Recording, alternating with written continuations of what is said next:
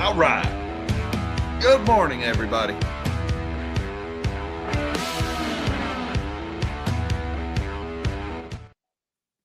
Good morning, all you magnificent melon heads of the world. Happy Thursday, everybody. Today's October 16th, 2025. And the top story, the relentless rally in gold and silver. It's continuing this morning. We've got gold around $42.50 this morning. We've got silver between $52 and $53. Now, I have to report a range with prices of metals now, like $52 to $53 for silver, because the prices are all over the place. We've got these pockets of regional dysfunction happening all over the world.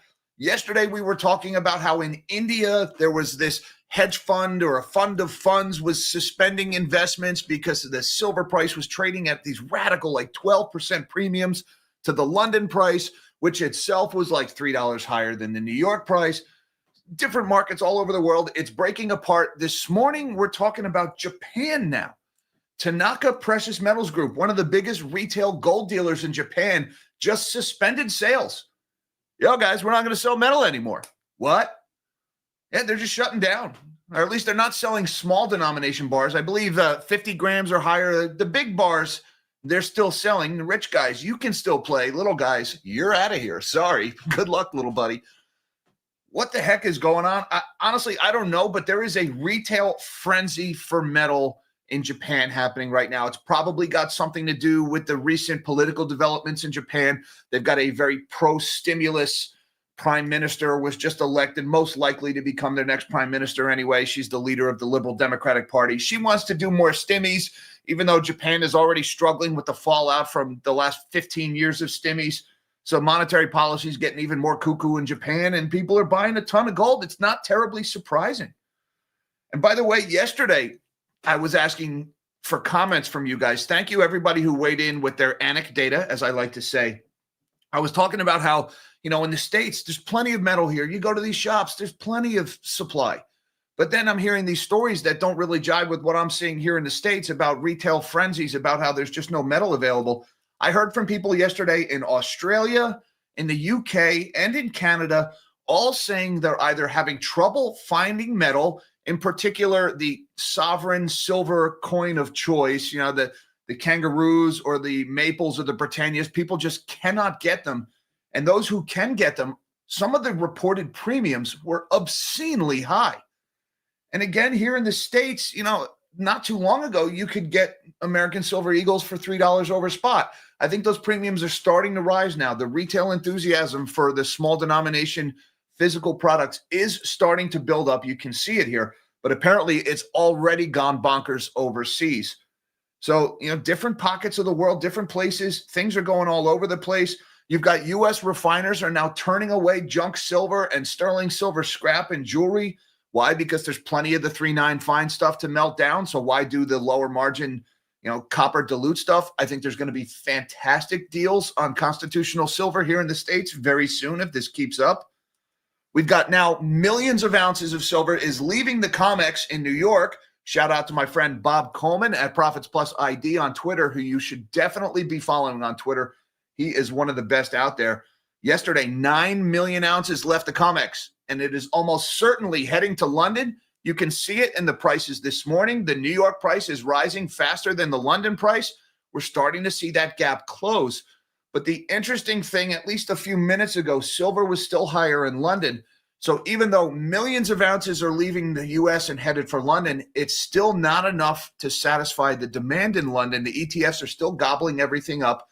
And so the prices are still moving a little bit higher there, which means this isn't over yet. This great reallocation that I think is going on right now as people retreat from the traditional 60-40 portfolio and put money that would typically go into bonds into things like gold and silver.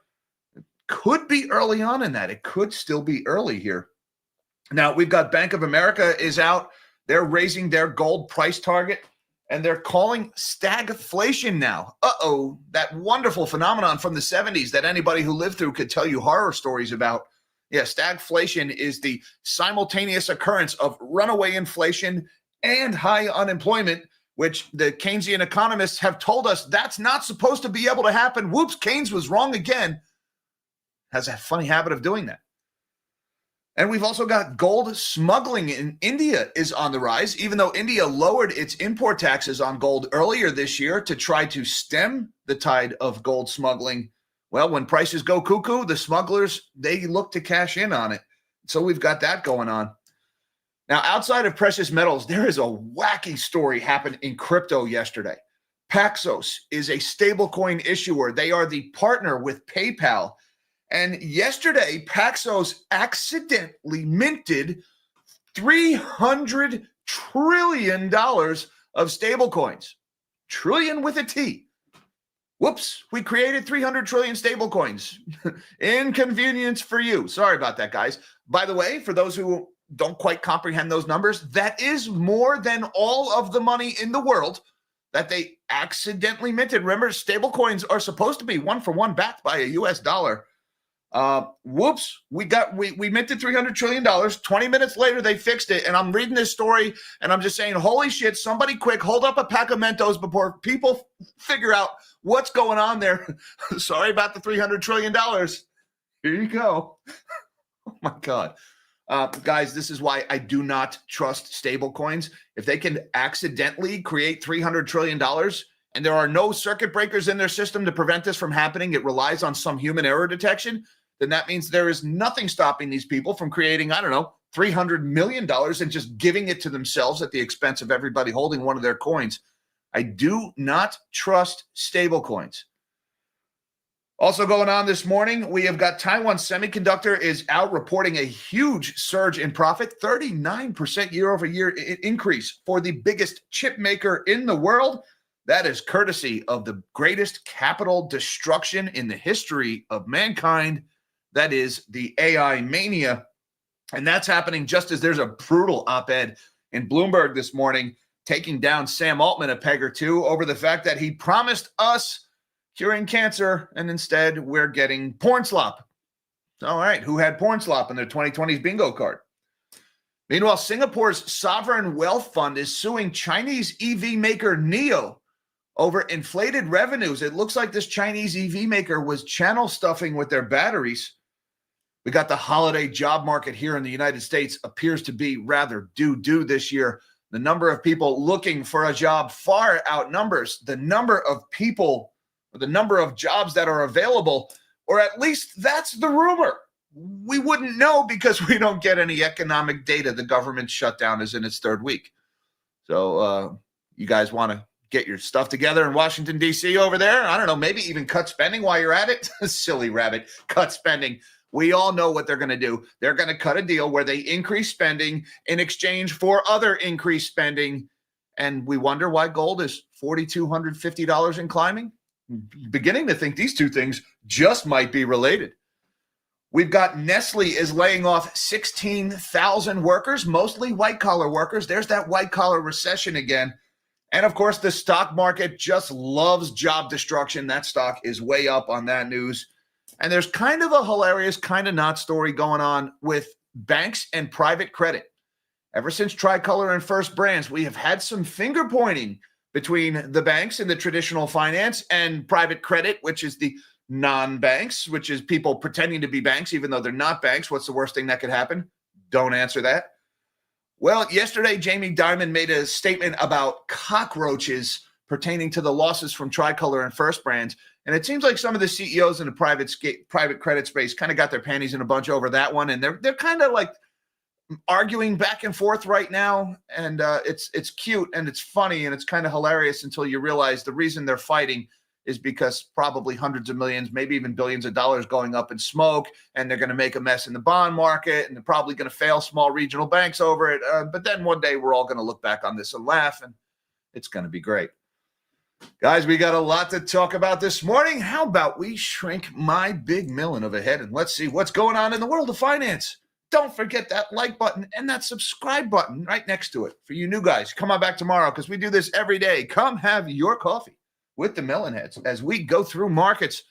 And right now, looks like stocks are higher once again this morning. 30 points higher for the S&P 500, 0.46% to the upside in lieu of absolute catastrophe. Number go up. The Dow is higher by 140 6 points, 0.32% higher ahead of the open. And the NASDAQ is up 160 points, 0.2% higher.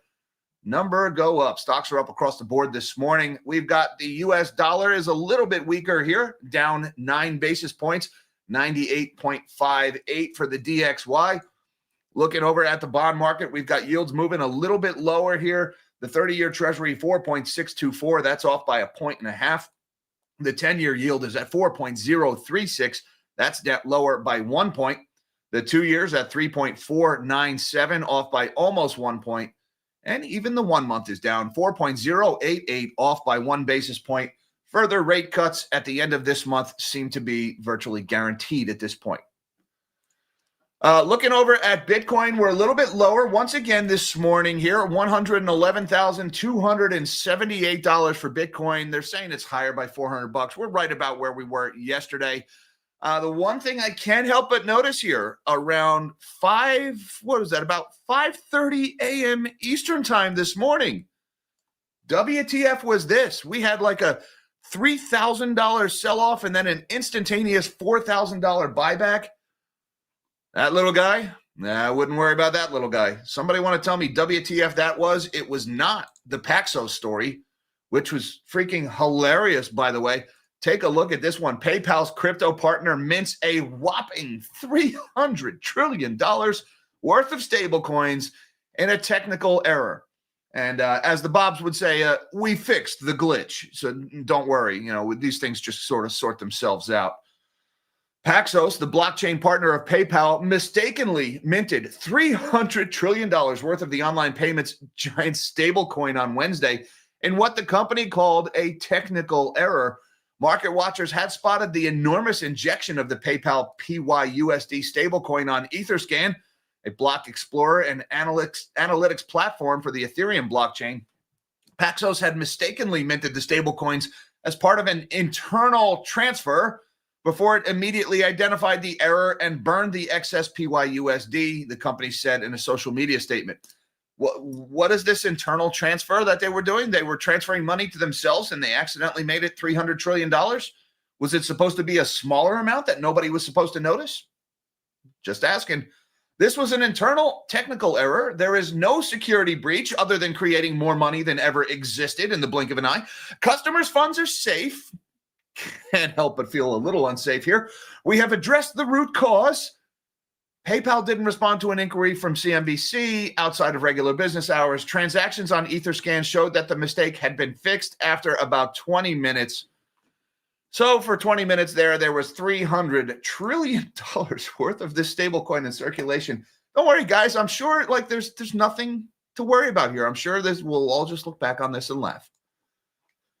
All right, let's take a look at what the metals are doing this morning. We have got gold is higher once again. Spot gold, $42.45. That's higher by another $37 or 0.86% higher. That's your price in London. Meanwhile, the December gold futures, that's your New York price, $4,259, now $4,260. That's higher by about another $60 this morning, 1.4% higher. Gold just keeps going up in a straight line. Now, silver's pretty interesting this morning. We've got spot silver, your London price, $52.99. It's like right around flat here. It was higher by a nickel, then lower by a nickel. Basically unchanged. Now, look at your silver in New York, your December silver future, $52.06. That is higher by 68.69 cents or 1.3%. So we're watching that gap in the prices start to close here. It was as high as $3 a few weeks ago or a few days ago. Now it's down under $1. We're seeing the New York price rise faster than the London price. Put a pin in that. We'll be back to that topic in just a second. Copper is lower by a nickel this morning. Platinum is higher once again, $1,710. We've got $1,700 for platinum here. Even the PJM metal's getting in on that, 1.3% higher. Palladium making another big move, 3.3% higher, up $54 to $1,644. Guys, have I mentioned that I like the shiny? You may. Did I forget to mention that? I like the shiny. Crude oil, meanwhile, $58.62 a barrel. That's higher by 35 cents or about 0.6%. Now, let's talk about some of these stories going on in the gold market. There's a lot of news happening around gold and silver here. This is the big one, though, this morning. Japan's top gold retailer says it can't keep up with demand. Now, typically that would mean the prices go higher, but instead we're just turn the machines off. That's what they're doing. Japan's largest gold retailer suspended sales of small bullion bars for at least a month, unable to meet frenzied buying interest spurred by the metal's surge to record highs. Tanaka Precious Metals Group said Thursday that it has paused sales of 5 to 50 gram gold bars and platinum bars of 5 to 10 grams as demand outstrips capacity. Interesting, not just gold they're suspending, also platinum. We haven't heard much about platinum over these last few weeks, even though platinum's rally has also been rather rip your face off. Shout out again to Bob Coleman, who called that one very accurately earlier this year. But this move aims to resume in late November and will continue in the meantime to offer gold and platinum bars weighing over 100 grams. So you can still buy a 100-gram gold bar, but 100 grams, guys, that's almost 3 ounces. You're looking at, like, in U.S. prices, somewhere around $12,000 for something like that. So they're pretty much pricing out the little guys here. We are strengthening our production system with the aim of quickly resuming stable supply to customers, Tanaka said in a statement. The company is adding staff while also pausing a recycling program known as RE Tanaka at select stores. Now, there's no other color in this story about this recycling program that they're pausing. That's interesting, and it would suggest that they're no longer going to be buying gold scrap. Again, no other detail, just that they're pausing the recycling program. But that does kind of rhyme with this story we're seeing in the States, where the refiners are no longer buying sterling or 90% junk silver. So, guys, it's just a mess over there. And rather than letting the price rise, they're just like, we're not going to sell it anymore. Now, I want to send a shout out to Bob Coleman. We talked about how that price change in New York this morning was much bigger than the price change in London. We got flat prices in London, but New York is up like a buck here. Well, this is why. Bob posted this one last night. Silver at COMEX depositories is exiting right on cue. Over 9 million ounces left the registered category, which backs the futures contracts. And these numbers are kind of hard to see on Twitter here, but you can see this highlighted number right here. We lost 9.1 million registered ounces of silver. That is silver with an actual paper warrant issued against it, like silver available to be delivered, down by 9.1 million ounces. That is metal headed across the pond, most likely going to London. Some may be going to India as well, but I think most of it's probably headed for London. And that's why we're seeing this New York price rise faster than the London price. The money is going where it is treated the best, as Bob Coleman says. People are buying in New York and selling it into London to try to close this arbitrage gap. And once again, that's why we're seeing a relatively tame move in your spot price in London here, but an outsized move in your New York price this morning. Also, we've got the Kobayashi letter is out with this one here. Bank of America raises its gold target to $5,000 an ounce and cites stagflation risks as the driver. Now, we had talked about that $5,000 an ounce price target. They also raised their silver price target to $65. But stagflation, guys, that is a strong word here. And I'll tell you, stagflation is just about the worst possible economic conditions you could ever find yourself in. That is where the money is losing value rapidly, causing prices of everything to rise. At the same time, people are losing their jobs and have no money, no income available to spend. It's the worst possible thing that could happen, especially for lower income families. And that is why Bank of America is raising their gold price target. Oh, don't worry. I'm sure this is great news, guys, when we see this. And by the way, look at the shape of this chart here. This vertical move.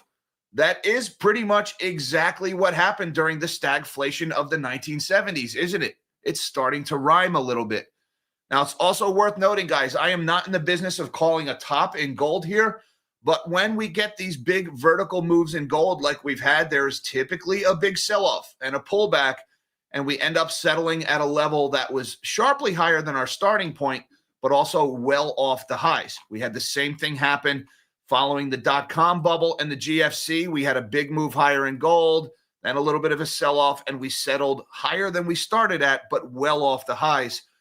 I guess what I'm saying here, guys, as always, be careful on leverage. Markets are irrational right now. Everybody is freaking out. Fear permeates the markets. Regional dislocations happening. I'm not going to say we're calling a top here. We could go much, much higher, but there is a big pullback coming at some point. It could be another $2,000 higher from here, or it could be tomorrow. There's no way to handicap or to anticipate panic herd mentality. There's just no mathematical model for it. So it's just guesswork at this point. Now, there's a couple other things I wanted to touch on here. We've got central banks, worry warts, and shoppers drive gold's rally. This is kind of talking about that irrational behavior and how fear is driving this. And when people are afraid, it's hard to guess what they're going to do. Gold's breakneck rally gains momentum. The metal has surpassed $4,200 an ounce and rallied more than 5% this week. Japan's largest bullion retailer suspended sales of small bars for at least a month, unable to meet frenzied buying. Now, here's who loves gold. Almost everyone, they're saying. A not-so-quick rundown of who's buying gold. People worried about inflation. People worried about the trade war. People worried about government deficits and threats to fiat currencies. People who think the Federal Reserve is going to cut interest rates. Central banks. Shoppers in Asia. That's Japan and India and China. While not an exhaustive list, this lengthy list of buyers helps explain this year's relentless advance. The precious metal, as MLIV strategist Simon White writes today, is one of the most misunderstood assets. It is treated with contempt by many investors, a barbarous relic in the words of Keynes, an embarrassing primitive throwback to the days before the excitement of convertible bonds, SPACs, and Bitcoin. Whoops, it looks like Keynes was wrong again. Go figure. Warren Buffett called it a sterile asset, but for many buyers, that seems to be enough. Consider the motivations of two groups that have underpinned the record rally: Asian shoppers and central bankers. Central banks have been buyers of gold for the last 15 years, but the speed of their purchases doubled in the wake of Russia's invasion of Ukraine. That's when the U.S. and its allies froze Russian assets, delivering a potent message about the vulnerability of foreign currency assets to sanctions. People don't want to sit around and wait to wind up on the wrong side of an issue as the United States, and they are moving their foreign reserves into gold. And that's also causing things like gold smuggling surges in India as the price spikes before festivals. Don't need to spend too much time on this one, but this tax cut that they had in India was supposed to solve the problem. Gold smuggling into India has spiked ahead of key festivals. Government and industry officials told Reuters in response to a record high price and a supply crunch. Smuggling of gold into the world's second biggest buyer of the precious metal had fallen after the government slashed import taxes on it to 6% from 15% last year. The idea was we're going to lower that import tax to get people to stop smuggling the gold. And then, of course, the price doubles in a couple of months. Now the smugglers are right back at it. We got an interesting geopolitical commentary from Bloomberg this morning about these recent escalations in the trade war. Xi's rare earth shock gives Trump a chance to win over U.S. allies. Donald Trump's tariff war alienated long-term allies and gave China an opportunity to woo the world. Now Beijing's hardball tactics are sparking a global pushback. China's decision to unveil unprecedented export controls on the rare earth supply chain dominated meetings at an annual huddle of global economic chiefs in Washington this week. Treasury Secretary Scott Bessent hinted at an emerging coalition, saying U.S. officials were speaking with our European allies, with Australia, with Canada, with India, and Asian democracies to form a fulsome response. I don't really know what a fulsome response is, but I'm sure it'll be quite fulsome. Japan's finance minister, Katsunobu Kato, called for the group of 7 countries to unite and respond to China's moves, while his German counterpart touted a potential joint response of the bloc. Australia's prime minister will head to Washington next week in the hope of negotiating a deal over critical mineral supply chains as countries seek to diversify. All that marks an abrupt U-turn from 6 months ago when President Xi Jinping was rallying countries to stand together against the highest American tariffs unleashed since World War II. While China justified its latest curbs as a response to an expansion of U.S. controls, the measures demand even foreign exporters get permits to ship products anywhere in the world containing traces of a certain Chinese minerals.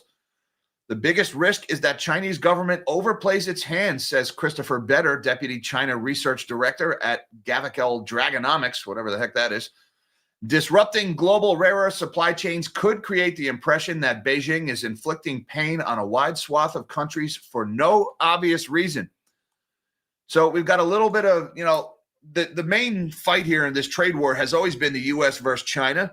Trump overplayed his hand when he put tariffs on freaking everybody. That drove some people into the Chinese camp. The Chinese then overplayed their hand in retaliation by putting these export controls on rare earths. That's driving some of those people back into the U.S. camp. Battle lines being drawn in the trade war, guys. It looks like Europe, Asian democracies, India, Canada, Australia, all getting together with the U.S. to counter this one from the Chinese. Meanwhile, we got this AI bubble going on. TSMC profit surges 39% to beat estimates and hit yet another record on AI chip demand. Remember, guys, the only ones making money in this AI bubble are the hardware names, and Taiwan Semiconductor supplies the hardware to the hardware suppliers, so they're making bank here. Taiwan Semiconductor Manufacturing Company on Thursday reported a 39.1% increase in third quarter profit from last year, beating estimates and hitting a fresh record as demand for artificial intelligence chips stayed strong. Recent developments in the AI market continue to be very positive, said TSMC CEO C.C. Wei. That's a lot of letters. He said that in the earnings call, adding that increasing adoption of AI models by consumers has led to more demand for compute and, by extension, semiconductor products. Is it really increasing demand, or is it circular accounting that has led to more demand for compute? But I digress. Thus, our conviction in the AI megatrend is strengthening. The AI megatrend. Anyway, Taiwan Semiconductor up another 1.75% this morning, trading at $310. This is priced in USD, up another $5.65 here. Fantastic year for Taiwan Semi, up 52% year to date. Look at this over a 5-year chart, up 245%. You can see the AI bubble there, taking the price vertical. Now, speaking of the AI megatrend, we have to talk about this one, guys. This op-ed in Bloomberg from Pamri Olson. OpenAI's pivot to porn is problematic, but lucrative. And there's some pretty strong language. Note the change in tone in the financial press as it pertains to this AI bubble here. When you're building artificial intelligence to benefit humanity, you might have to compromise. AI is expensive, so you raise billions of dollars from investors like Microsoft, NVIDIA, and the United Arab Emirates. As you strive to build super intelligent computers that will cure cancer, you also need to make money for your backers. So after pitching your powerful chatbot technology to businesses who struggle to make it useful, your next option may be monetizing your enormous user base of 800 million weekly visitors with a sex bot. That's the ignoble trajectory of OpenAI under Sam Altman, who's made a career of justifying opportunistic business moves like inflating the AI bubble with circular deal making or releasing a TikTok clone with the promise that his tech will eventually, one day, solve intractable human problems. There's little evidence that OpenAI systems will do that, but in the short term, it can make some money, especially with erotic role play. Now look at some of the terms here, talking about how companies, businesses are struggling to make it useful, about how Sam has inflated a bubble with circular deal making, about how all these promises might eventually solve problems, but there's no evidence of it. Look at the increasingly negative tone the market, the press is taking towards this AI bubble. After years of giggling and cheering for this bubble like schoolgirls, they're finally saying what I've been saying for years, that there's no substance behind any of it. But in the meantime, we've got porn slop. Everybody have fun out there. Meanwhile, Singapore Wealth Fund sues NEO over alleged revenue inflation. Looks like a little bit of channel stuffing going on in the EV space. Singapore's sovereign wealth fund, GIC, has filed a lawsuit against Chinese EV maker NEO in U.S. court, accusing the company and top executives of inflating revenue and misleading investors. The rare legal move by GIC sent NEO shares tumbling in Hong Kong and Singapore.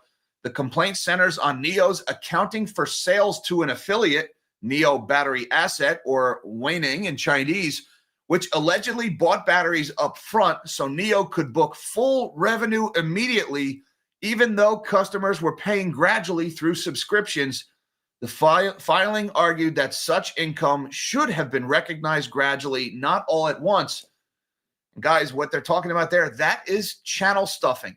Having a affiliate or a related party buy a whole bunch of your product that they're going to sell slowly, booking all of that as revenue up front. That's stuff in the channel right there. Chinese EV makers have been doing all kinds of sleazy stuff here. Now they're getting sued. Now, interesting, you've got Singapore suing a Chinese EV maker in U.S. court.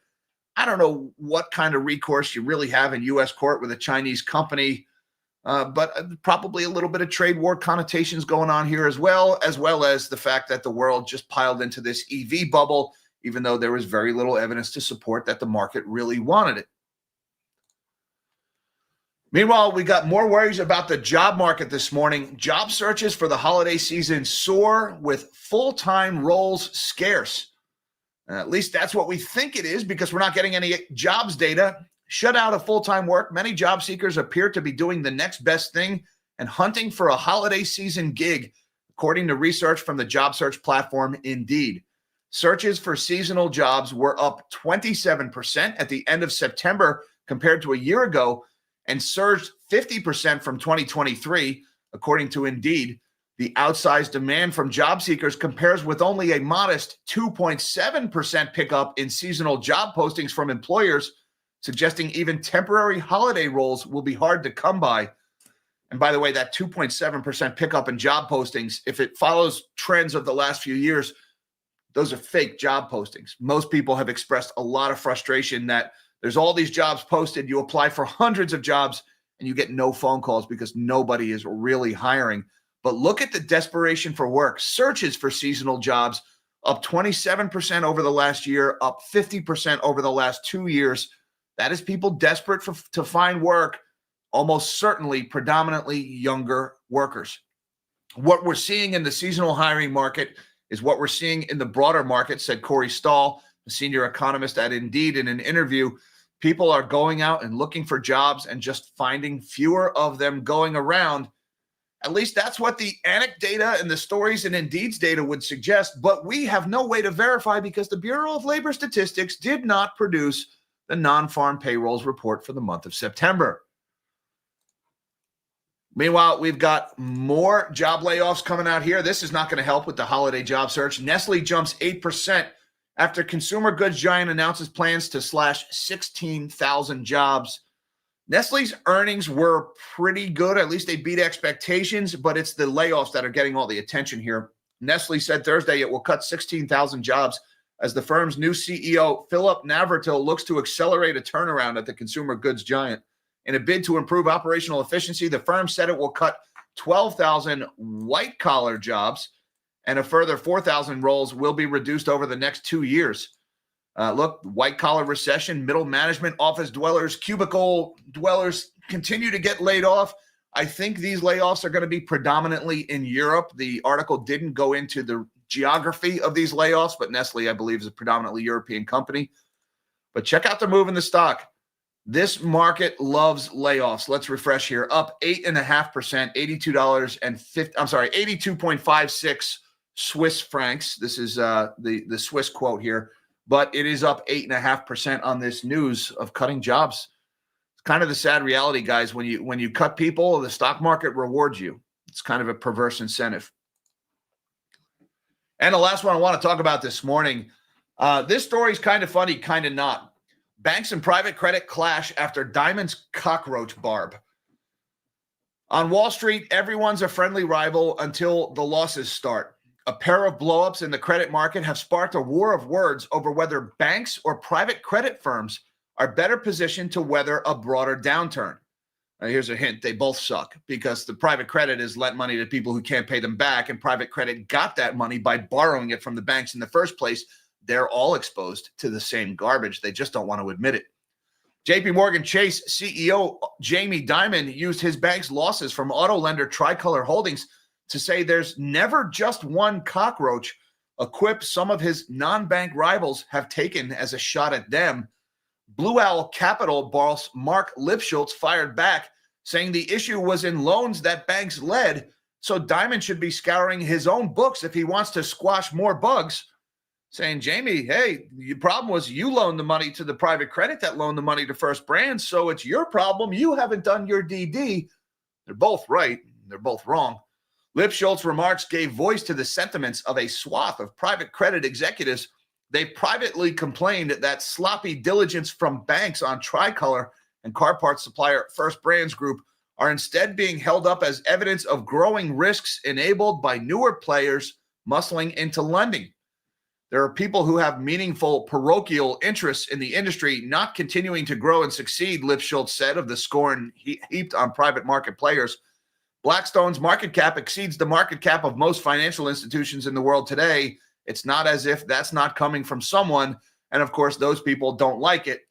So the private credit guy is saying, well, the banks are just jealous.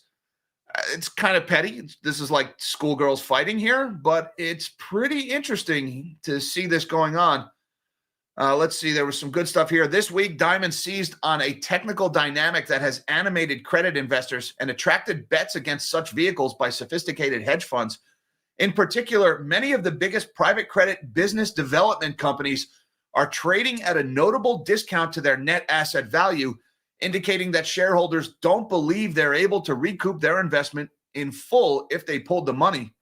And look, these business development companies, or BDCs, they have grotesquely inflated their net asset values of their company holdings. We all know they're not worth what they're claiming they're worth. That's why the stock market is dumping their stocks. They're not sitting around to find out for sure just how bad it is.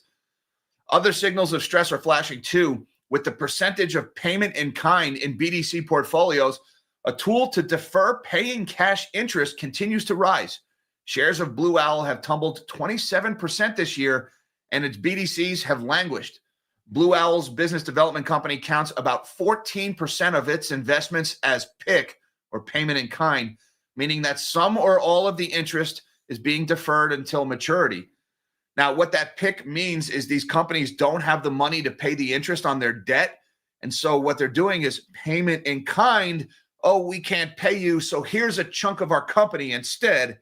Oh, that's just as good as money. Don't worry, you might want to hold on to that one, kind of like Dumb and Dumber with the IOUs and the suitcase full of money here. We are mispriced from a sector perspective, Blue Owl executive Jonathan Lamb said last week. The only reason that the sector should be trading off like this is if there is a massive amount of credit defaults coming, which we see no evidence of.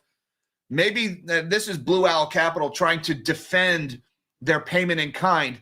Now they're saying, oh, there's no evidence of defaults, so there's no justification for our stock to be down.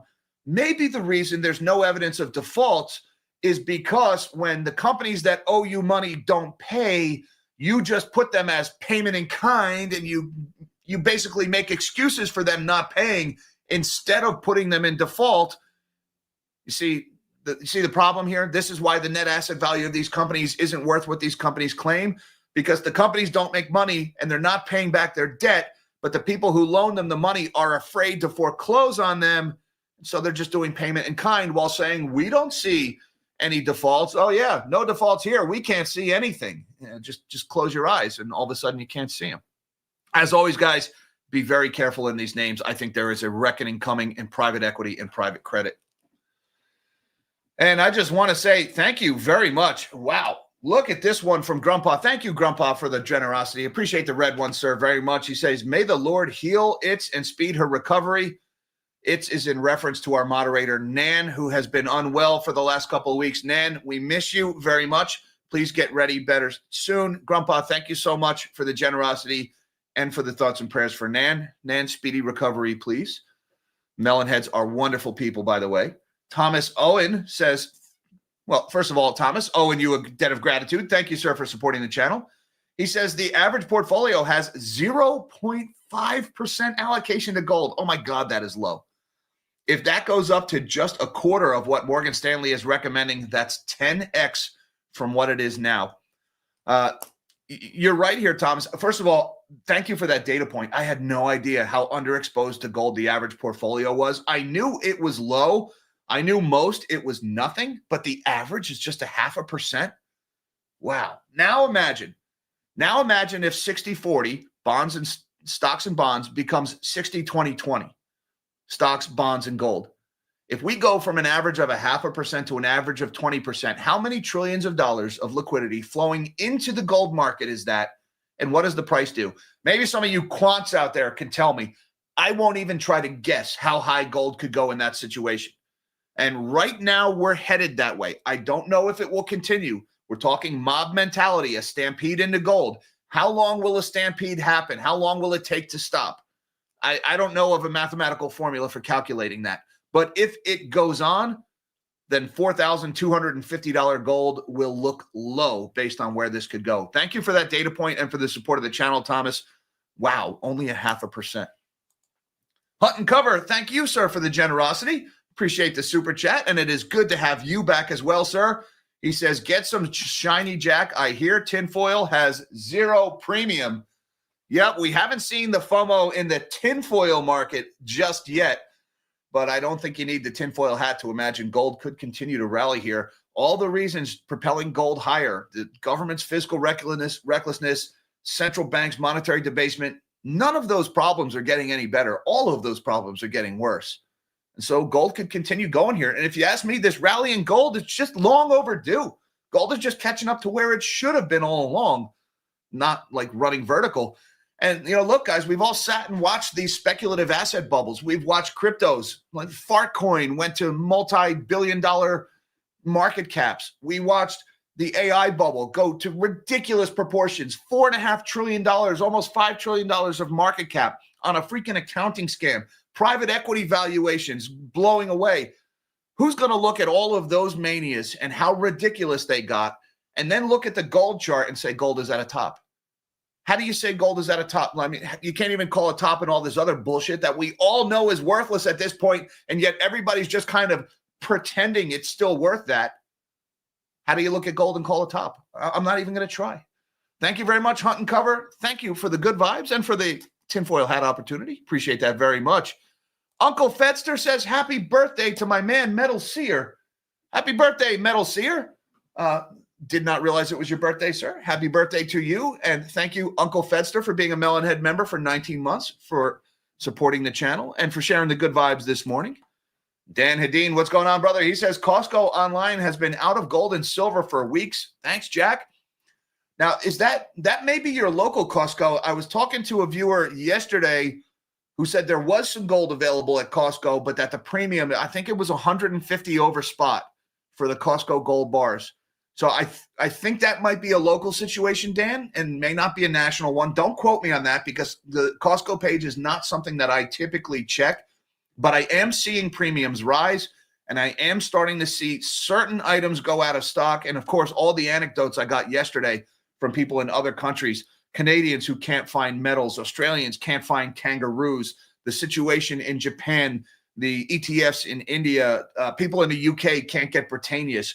So there are physical small denomination metal shortages in places of the world right now, just not where I am. That's all. There's plenty of metal where I am. Thanks again, Dan, for supporting the channel. Steve Whitus says, are buyers starting to outpace sellers in retail precious metals? If so, we could see premiums start to increase. In some things, like for American Silver Eagles, I am seeing the premiums start to increase. In other things, like junk silver, 90%, I'm seeing the premiums go even lower. You can already get junk silver below spot, and I'm seeing going further into the negatives now that the refiners aren't getting it. So there's no one-size-fits-all answer here, Steve. I can tell you, if you're in the market for a physical metal here, it really pays to shop around right now. There are some fantastic deals out there and some not-so-fantastic deals. So it pays to shop around, and it depends on your location. But I am starting to see the FOMO for retail start up. We're seeing enthusiasm return in the States, although it's still somewhat subdued. I think in the States, it's still a seller-dominated market, hence the refiners not taking the junk silver. UK, Australia, Canada, Japan, though, the buyers are absolutely in control there. The FOMO has set in. So no one-size-fits-all answer here. The market is tearing itself apart. We've got wildly different conditions in different parts of the world for the same product. And honestly, I don't know what to make of it. It's hard to guess. I've never seen anything like this. And most of the people who have been doing this a lot longer than me have never seen anything like this before. I don't know of anybody who has seen anything like this. Thanks again for supporting the channel, Steve. And Chris Bott, thank you, sir, for supporting the channel. He says, Ben Bernanke, Tim Geithner, and Janet Yellen have matching I like the tramp stamp. Oh, my God, I just threw up in my mouth a little bit. Oh, those are some deep thumb holders. Oh, sorry, guys. It's a family show. I didn't mean to go there.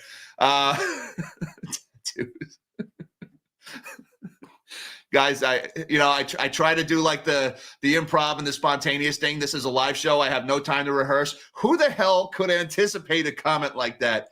So let me just say, I like the shiny. And if you want to see my tattoos, my phone number is probably written on the wall of a bathroom stall at a truck stop somewhere in Sheboygan. All right. I'm sure there's a story behind that one, Janet.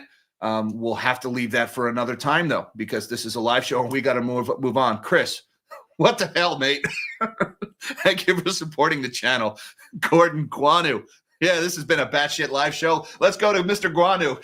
He says, tinfoil hat. Am I crazy to worry that retail is being herded into metals so big players can dump the price via paper ounces? I just don't trust them. Well, you're right to not trust, all right? I think there is no place for trust in finance. So you are right to maintain that questioning attitude and that skepticism. That is healthy.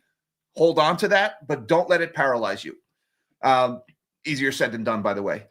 Now, are we being herded? Right now, to be honest with you, the paper guys are being forced to pay up in order to get the metal from the physical guys, right? In 2021, during the first silver squeeze, we all piled into this stuff. And the idea was if we buy all of this, there won't be enough of the big bars available for the paper guys to manipulate the price. Whether that does happen or not, it's up to your personal opinion. So we bought all this. Now, the problem is the industry got predatory. They jacked up the premiums. And so a lot of the money we spent on this didn't actually go to driving the paper price higher. It went to inflating the profit margins of metal dealers. What we're seeing now is a complete reversal of that trade. Now the paper guys are out of metal, as was the goal in 2021, and they're having to bid up the price in order to get us to part with this so that they can melt it down into those big 1,000-ounce bars and sell them and deliver them on the exchange. So honestly, right now, I think the stackers have the big guys by the cojones more so than the other way around. That could change. And look, big money tends to prey on little money. So like the one thing I would say, and I had this conversation with Gigi yesterday, buy physical metal to save. Do not buy, unless you're really sophisticated and you spend all day studying the intricacies of the market, don't buy this for a trade or even for an investment. Buy this as a savings vehicle. Set it and forget it. That is a reason to buy something like this. Unless you're really devoting a lot of time to trading the physical, because the premiums are so high. If you're trying to day trade stuff like that, you're just going to get eaten alive by premiums and end up losing money. So it's more of a vehicle for saving than anything else. If you do want to trade, there's ETFs and you can go out on leverage and all those other things. There's ways to make levered bets and, make big gains if it goes your way, but also see your money go up in smoke if it goes the other way. That's when the big losses pile up. If you get too creative and you start like YOLOing into 0DTE call options on SLV, some days you're going to make money, other days you're going to get wiped out. So just be careful on leverage, Gordon. I know that was probably a long-winded non-answer, but I'm doing my best here, brother. Nacho Man Randy Savage says, great chat yesterday, Jack. Thank you so much, Nacho Man. I appreciate that. Great chat today as well. You guys are awesome. Shout out to all my melon heads in the live chat who show up morning after morning. Love you guys. Mike Kathman, the big MK, thank you for the generosity, sir. He says, I got into silver because under investment into mines. Okay, miners are doing really well here. Some big moves in the mining stocks recently. Rick Rule says, buy what is hated. Do you think we will see the same thing in oil in a couple of years? No advice, LOL, just your take. All right, I think oil is in the short term, a lot of pain. I think the supply glut narrative is continuing to get worse. When I see stories about a lot of oil on the water, you're starting to read articles about that. That's oil sitting on tankers with nowhere to go. They're trying to sell it in the spot market, but the prices in the spot market are down. That is indicative of an oversupplied market. And all of the talking points from OPEC right now suggest the oversupplied market will become increasingly oversupplied. They're going to pump more oil. While that is going on, despite pullbacks in some of the stocks and despite layoffs in the oil patch, U.S. production is also continuing to rise.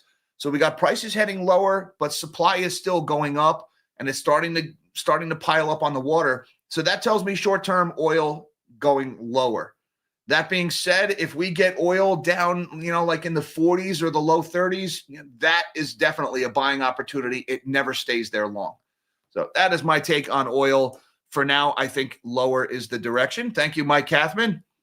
Eric says, where is my Middle East peace dividend check? The check is in the mail. I mean, yeah, we've had peace in the Middle East, but the last I checked, Hamas is now fighting with other Palestinians in the Gaza Strip because I guess Hamas wants to maintain control, but some of these other groups are like, no, we're done with you, Hamas. So the killing is still happening in that neighborhood. It's just different people doing the killing. So maybe that's why you got no peace dividend check, because there ain't no peace. Guys, that part of the world has been at war for thousands of years. I don't think that's going to stop Tuesday. Sadly, I wish it wasn't true, but it seems to be the way of things. Anyways, thank you, Eric, for being a Melonhead member for 14 months. And thank you, everybody, for having your coffee with the Melonheads this morning. Don't forget that like button and that subscribe button for the algorithm on your way out. Thank you so much, guys, for the generosity and the super chats. I really appreciate that. As well as you, my magnanimous Melonheads on Patreon and YouTube. Thank you, guys, for supporting the channel. Links down below, should you feel so inclined. Hi, Mom. Hi, Dad. Love you guys. Everybody, till next time, live small and dream big.